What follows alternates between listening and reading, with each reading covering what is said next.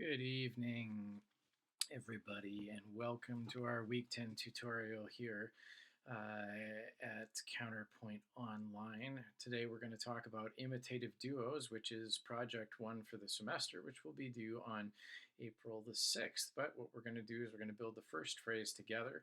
I'm going to look over your first phrases next week, and then you'll have to write the next two phrases to complete the project for April the 6th.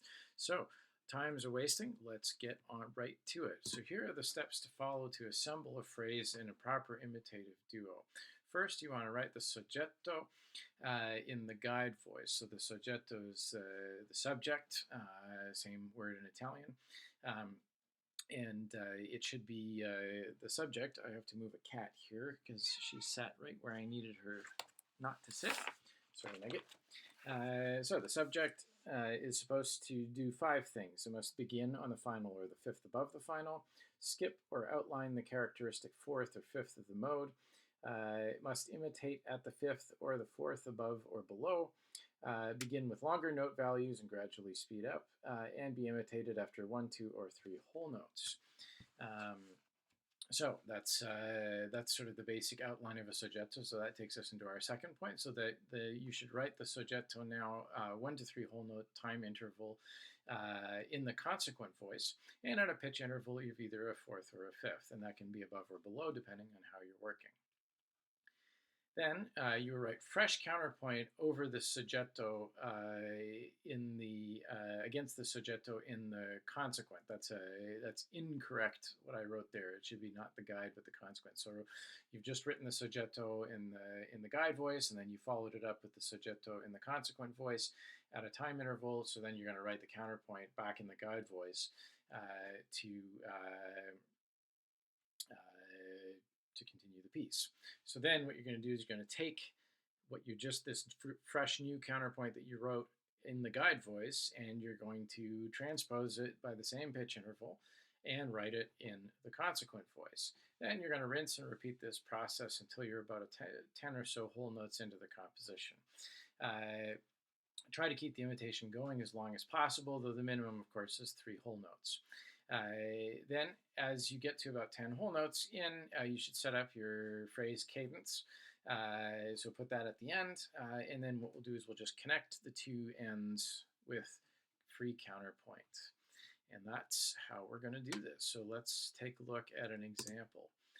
So here's a soggetto that I wrote. It's very fancy, as you can tell.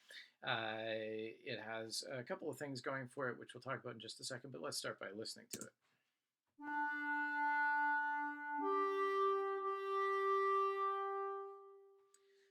Very simple, 3 notes, and in fact only 2 pitch classes.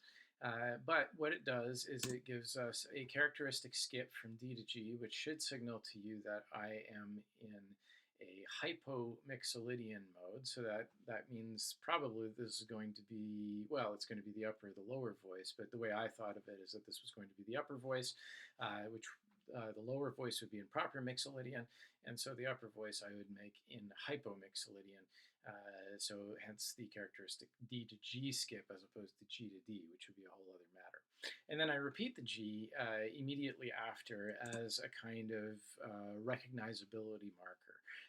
There's very little repetition that happens in this kind of counterpoint, so I wanted something that made it absolutely clear when this motive was coming in, and maybe something I could use sort of further on in the composition. So with that said, let's now move on to step 2, which is to write the soggetto in the consequent voice. So I did a couple of attempts at this. At first, I wanted the consequent to enter on a dissonance as the agent of a suspension. And that's a very common thing to do back in the day, to enter on a dissonance like that. It's very fancy. So let's give it a listen.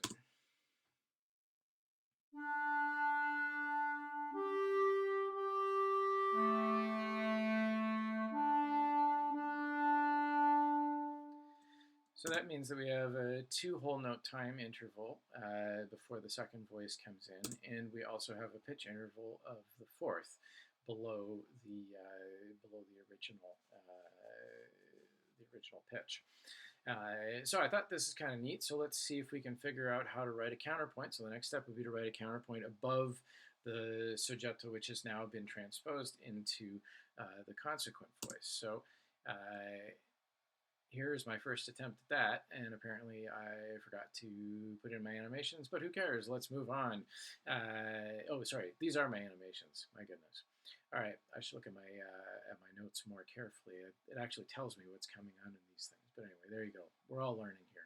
So we got the pitch interval, the fourth. We got the second voice entering as agent right there. Okay, so now let's move on to our next one, which is write counterpoint over the consequent.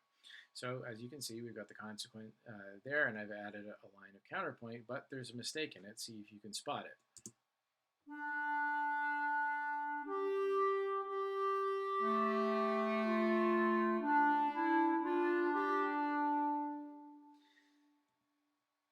If you thought that that weird hole that happens when both go to the unison on the D, you would be correct. That is an accented unison, and I think it's abominably clear why, or abundantly clear, both, why this is a bad move. It creates this big hole where we lose both voices, and creates a big disbalance within the composition. So much as I like the line, this can't work under the present circumstances with imitation. So I thought, well, what are my other options? I don't have that many. I can't exactly leap to a B from this F because that would be a tritone. So that leaves me with an A,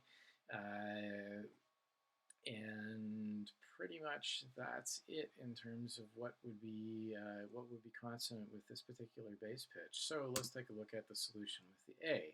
Also unsatisfactory. Think about why.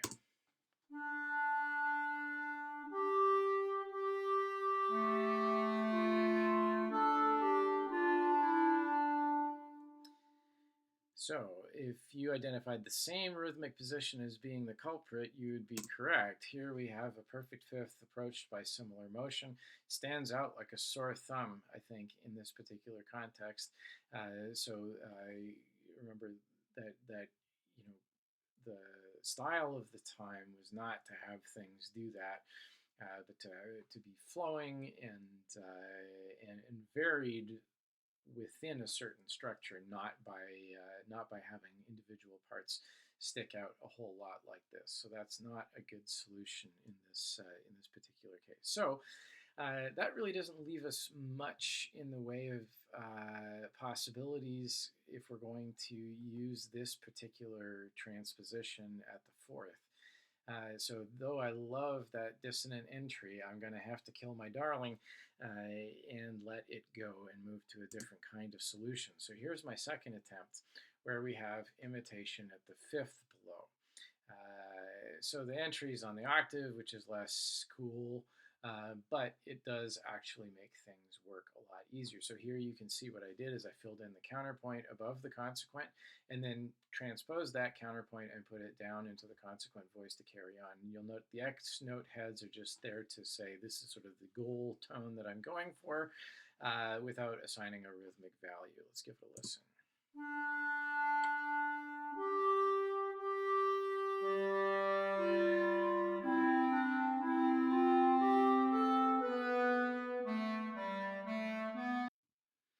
So there you go.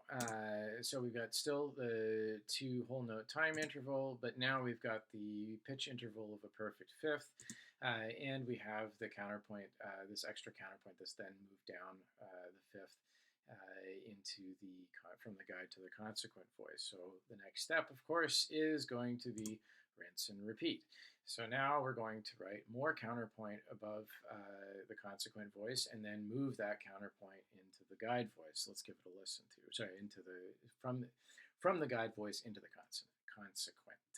So let's listen.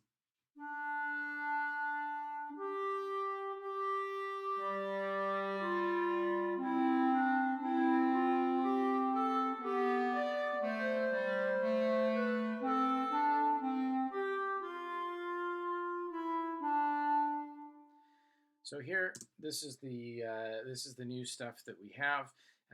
added above the consequent, so that moves then from the guide into the consequent voice as we assemble our canon, right, or our imitation, on operating on fairly strict canonic rules. Now I've gone a fair ways at this point, so I'm free. I could break the imitation, but I am also trying to imitate for as long as possible. So let's keep right on going.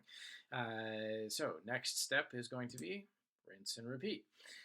So now I've added a little bit more on top of the consequent voice, in the guide voice over the consequent counterpoint, and then move that down to the consequent in the measure of the first measure of the second system. Let's give it a listen.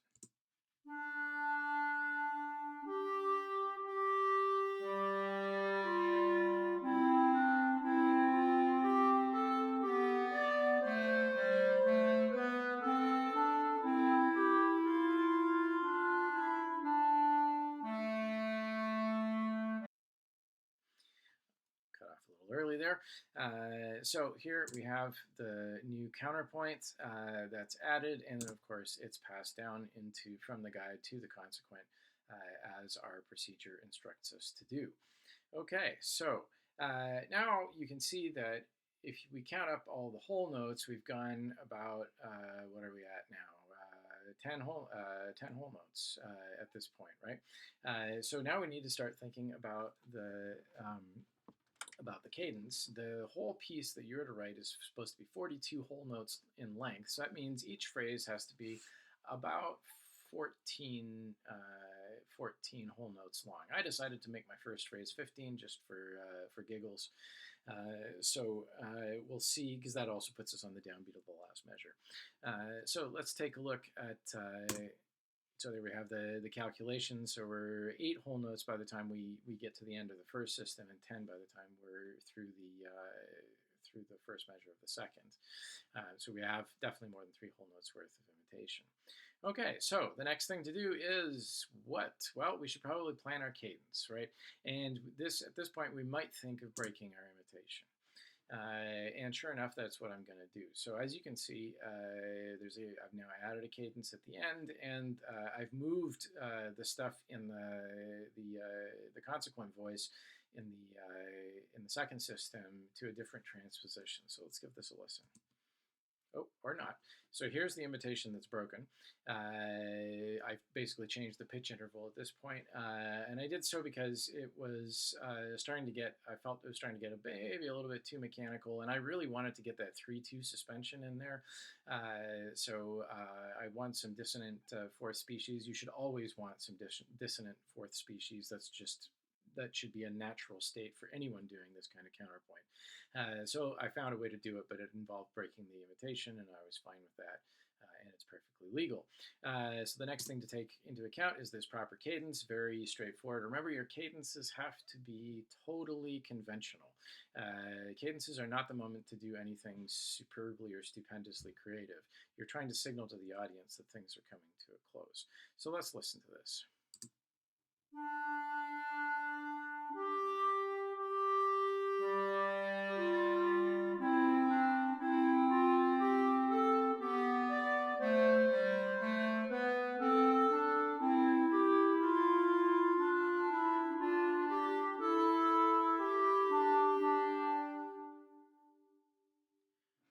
Wait for it.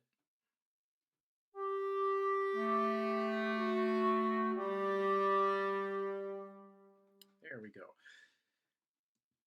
All right, so let's move on. The last thing to do, the last step, is to connect our proper cadence to the free counterpoint that we are now in at the end of the first measure of the second system. So one thing that I like to do is I like to just sort of focus on one voice at a time. If you scan through the top voice, the guide voice, you'll realize that in the second system, we are really fairly in desperate need of a modal octave. I have the lower D at the end of the first system, remembering that we're in hypomixolydian, right? So it's D to D with the G final.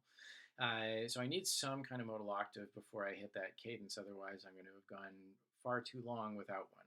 So the first thing I do is I make a characteristic skip from the G to the D here and get my modal octave, and then I move in towards the cadence, and I throw in some dissonant, what I hope will become dissonant fourth species counterpoint as we move in towards that proper cadence. So let's listen.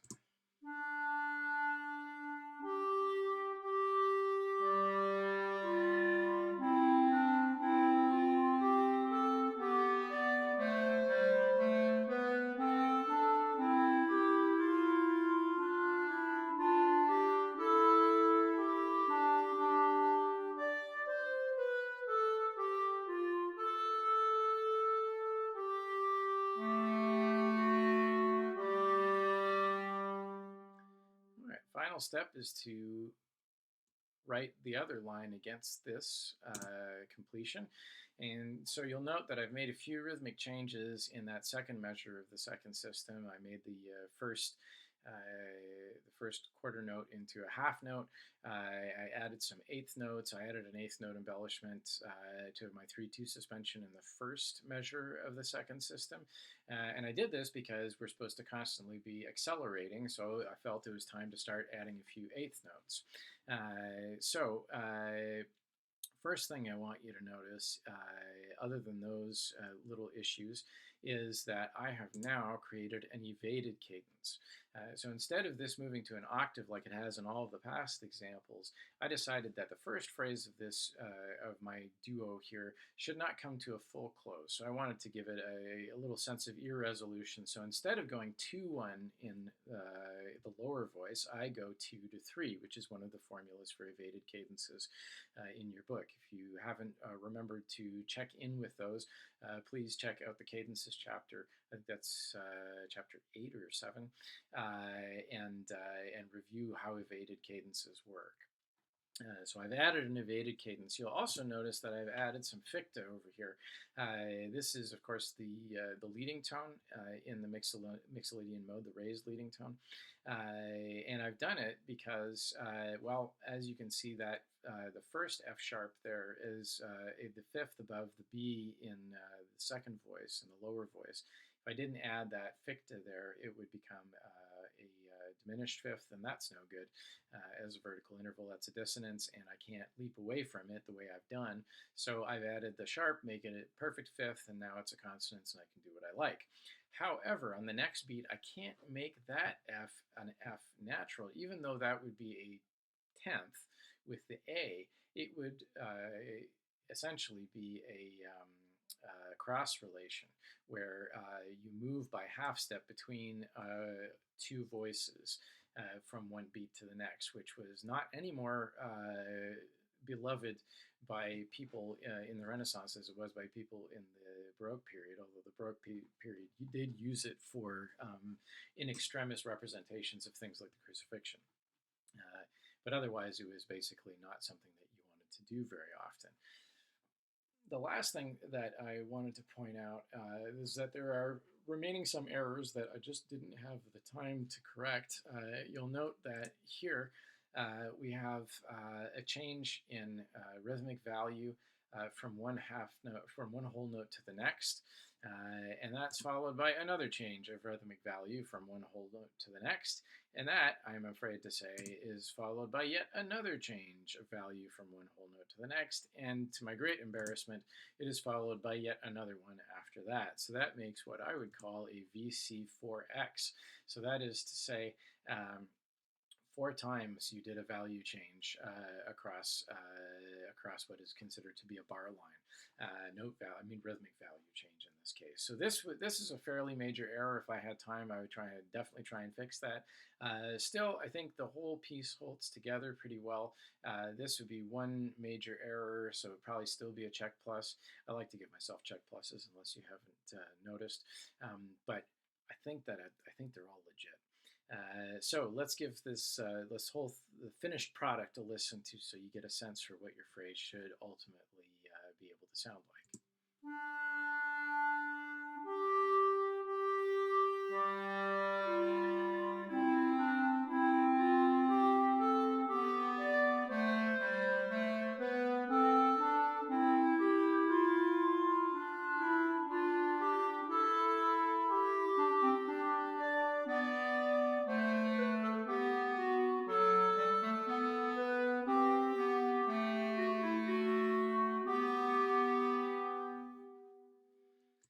All right.